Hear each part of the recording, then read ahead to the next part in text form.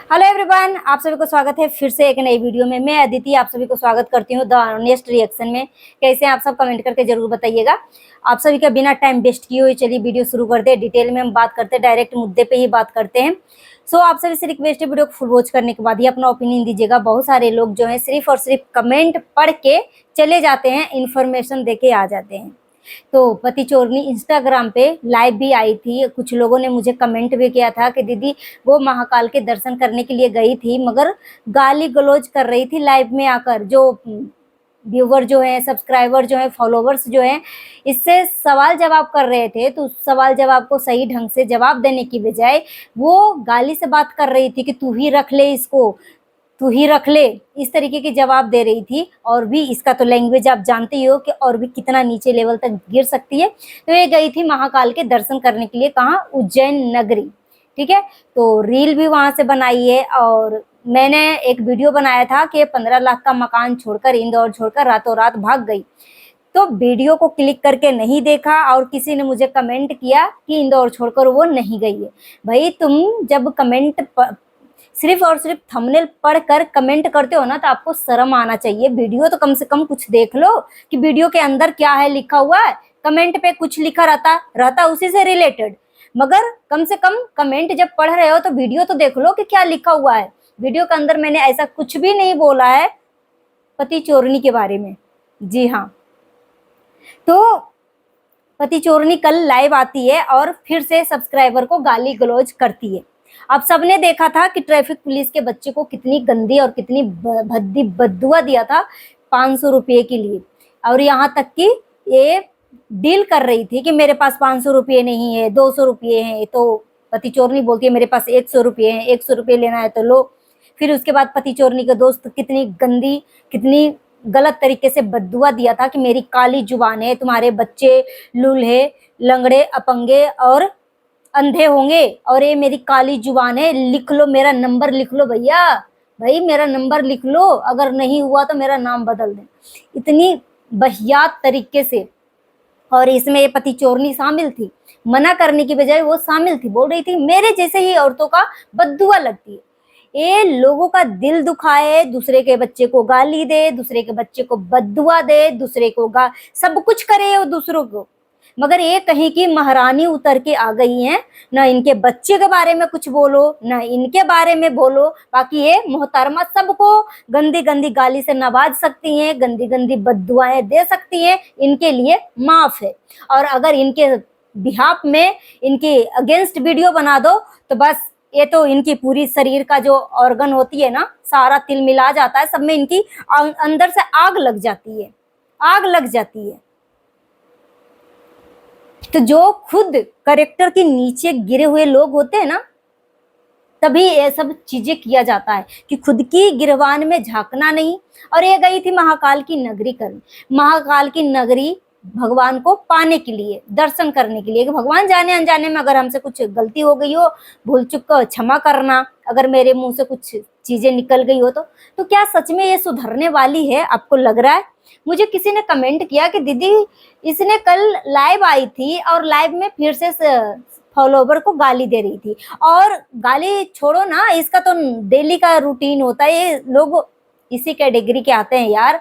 अब सोचो, पुलिस वाले को गाली दिया था जो कि सरकारी कर्मचारी है, उसके साथ इतनी बदतमीजी किया। बदतमीजी को भी हम कुछ देर के लिए साइड कर देते हैं, मगर उसको जो समझाने के लिए गया, उसको पर्सनली उसका पहले कमेंट को डिलीट करती है, इसका कमेंट को स्क्रीनशॉट लेती है, फिर इसका कमेंट को डिलीट करती है। उसके बाद उसके चैनल पे जाके, उसकी आईडी पे जाके उसको पर्सनली गाली डीएम करती है, गाली डीएम करती है, गाली डीएम करती है। वो बेचारी सिर्फ और सिर्फ डियर करके बोल रही थी कि डियर आपने जो कर रही हो ना, बिल्कुल अच्छा नहीं कर रही हो। तुम अपने बच्चे के लिए दुआएं मांगती हो कि मेरे बच्चे के बारे में गलत मत बोलो, ऐसे मत बोलो, मुझे गाली मत दो, मेरे बच्चे को गाली मत दो, मैं अपने बच्चे के लिए कमाना चाहती हूँ। तो तुम्हारी जुबान इतनी गंदी है ना कि ऐसे में तुम्हें कोई सपोर्ट नहीं करेगा। इस तरीके का कमेंट था वो फॉलोवर्स को। अब सोचो, जो आपको देखते हैं आपका फॉलोवर ही होते हैं, जिनके वजह से आपके इस पति चोरनी के घर में दाल रोटी चल रही है, जो इतने ऐशो आराम की जिंदगी जी रही है, लग्जरी लाइफ जी रही है, वो किसके वजह से भाई? सोशल मीडिया पे वीडियो डालती है, इंस्टाग्राम पे वीडियो डालती है, अगर फॉलोवर्स सब्सक्राइबर अगर इनकी वीडियो नहीं देखेगा तो क्या इनके जो घमंड खुद के अंदर चढ़ा हुआ है कि मैं 80,000, 70,000, 50-60,000 इस तरीके के हम कमाई कर लेते हैं, मैं किसी के ऊपर निर्भर नहीं हूं, तो किसके ऊपर घमंड है भाई? किस चीज का ऊपर घमंड है? और इसका एक रील भी है कि घमंड तो बहुत है यार, मगर किस बात की घमंड है मुझे मालूम ही नहीं। तो घमंड इसी का है कि इसकी जुबान इतनी गंदी है कि अपनी जुबान को लेकर ये प्राउड फील कर रही है, प्राउड फील कर रही है। ये देखो अपने दोस्त के यहाँ गई उज्जैन, अब इसके दोस्त अच्छे हैं, मगर यहीं पे अगर फर्स्ट वाइफ को कोई सपोर्ट कर दे तो सारे दोस्त इसके गंदे हैं, सारे दोस्त इसके खराब हैं, मगर इसके दोस्त बहुत अच्छे हैं। इसके दोस्त इसको सलाह देते हैं कि फर्स्ट वाइफ का घर बर्बाद कर दो, फर्स्ट वाइफ के पति को छीन लो, फर्स्ट वाइफ को डिवोर्स दिलवा लो। बाकी इसके दोस्त बहुत अच्छे हैं, दूध के धुले हुए हैं। बाकी फर्स्ट वाइफ का जो भी सपोर्ट कर रहे हैं सब गंदे हैं। जो भी फर्स्ट वाइफ के सपोर्ट में वीडियो बना रहा है या कैमरे के पीछे सपोर्ट कर रहा है तो वो लोग गंदे हैं। अब यहाँ पे फर्स्ट वाइफ के दोस्त का जो दीदी है, जो क्या नाम है अभी मुझे याद नहीं आ रहा है, जो बर्थडे वाली वीडियो जो वायरल करी थी उसी से रिलेटेड तो इसको मिर्ची लगी थी कि हिम्मत कैसे हुई फर्स्ट वाली के साथ तुम्हारी वीडियो पोस्ट करने की, हिम्मत कैसे हुई? क्योंकि ये पति चोरनी जो है ना, जगत दीदी को यही सिखाई थी। पति चोरनी ने जगत दीदी को सिखाया था कि तुम भी मिस्टर राज के साथ ऐसे ही करो। तुम मनीषा को एक फ्रेम में दोनों को देखना ही बंद करवा दो, दोनों एक साथ वीडियो ना बना सके, कोई शॉर्ट ना बना सके, मतलब दोनों एक साथ दिख ही नहीं सके। और ये सारी चीजें फॉलो कर रही थी जगतिया, और यही पति चोरनी ने किया। पति चोरनी जो है मास्टर माइंड है, ठरक बोलते हैं ना, ठरक। ये मिस्टर जड़ का फसाद भी दोनों को दोनों ना बराबर का ठरक है, ठरकी इंसान। आपने सुना होगा कि बुढ़ापा में इनकी अय्यास चढ़ा हुआ है, अय्यासपन चढ़ा हुआ है। साफ साफ इसी की गलती दिख रही है, सेकेंड वाइफ की गलती दिख रही है। सब कुछ जानते बुझते इसके घर में घुसी, जान रही थी कि पति शादीशुदा है, आदमी शादीशुदा है, वो बच्चे का बाप भी है, इसके बच्चे भी हैं। पहली पत्नी लड़ाई झगड़ा करके वो चली गई है, मगर डिवोर्स नहीं लिया है। सब कुछ जानते बुझते फिर भी ये उस आदमी में इंटरेस्टेड थी। तो बताओ फर्स्ट वाइफ को कहां से गलती दिख रहा है?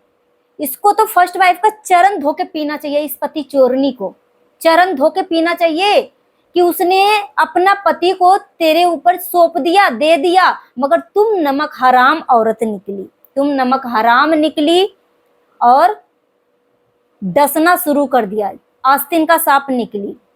जिसने तुम्हें दूध पिलाया, जिसने तुम्हें अपने घर में रहने का जगह दिया, उसी को तुम उल्टा वार किया। तो सच में ये सुधरने वाली है क्या? आपको लग रहा है कि ये सुधरेगी? मैंने तो वो वीडियो देखा नहीं, वो लाइव देखा नहीं, मगर मुझे किसी ने कमेंट किया कि ये लाइव में ऐसी ऐसी बोल रही थी। तो भाई हम जब भगवान का दर्शन करने जाते हैं ना, तो सच्चे हृदय से भगवान का दर्शन करने जाते हैं, आत्मा को एकदम पवित्र करके हम दर्शन करने जाते हैं कि आज के बाद से हम इस झमेले में हम नहीं पड़ेंगे। जो भी कुछ भी हमारे मुंह से निकल गया है, भगवान मुझे क्षमा करो, गलती सलती मेरा माफ करो। मगर ये भगवान का दर्शन करके आई, लाइव करी और फिर से सब्सक्राइबर को इस तरीके की बेहुदगीपन दिखाया। तो आपको क्या लगता है कि सच में सुधरने वाली है? चलो, यही रात अंतिम, यही रात आखिरी।